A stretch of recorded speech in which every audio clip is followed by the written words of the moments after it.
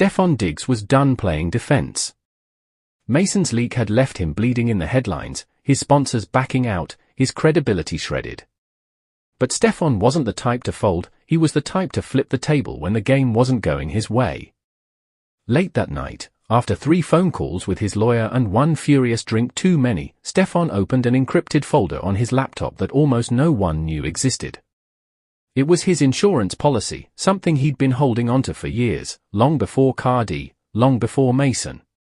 It wasn't gossip or old text messages. This was federal level, career killing, prison sentence kind of material.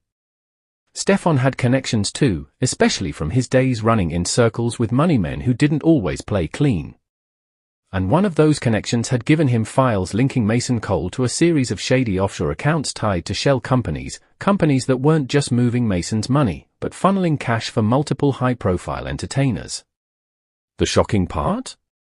Cardi's name was buried in the paperwork, not directly, but through one of her old managers, who'd apparently used the same shell network to stash unreported income.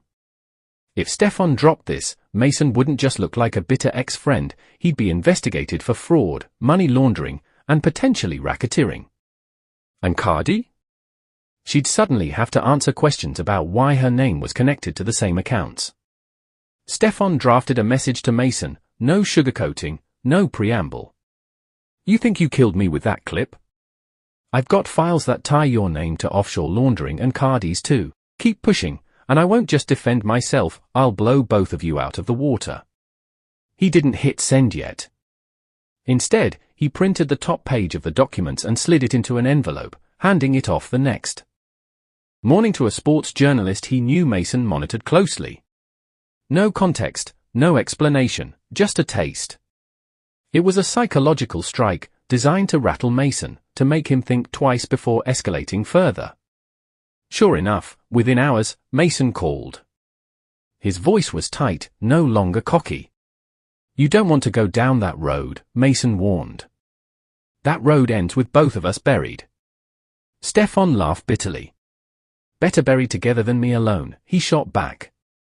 But he could tell Mason was shaken. For once, the man who thrived on pulling strings realized Stefon had a pair of scissors in his hand, ready to cut. Cardi, meanwhile, was blindsided. Her team got wind of the offshore leak almost immediately, and she exploded. Why is my name even in this mess? She screamed at her publicist. Her people tried to calm her down, saying it was just Stefon bluffing, but Cardi knew better. She'd been around long enough to know that every big star had skeletons in offshore closets, and if Stefon had the paperwork, he could torch her as collateral. The story hadn't hit the press yet, but the fuse was lit. Now, Stefon wasn't just fighting Mason, he was holding both Mason and Cardi hostage with the threat of mutually assured destruction. One wrong move, one miscalculation, and the entire scandal could erupt into something bigger than a feud. It could become a federal case. And the scary part? Stefon seemed more than willing to pull the trigger. If you're enjoying the content and want to see more like this, don't forget to hit that subscribe button. It's totally free and it helps the channel grow so I can keep bringing you even better videos. Thanks for being part of the journey.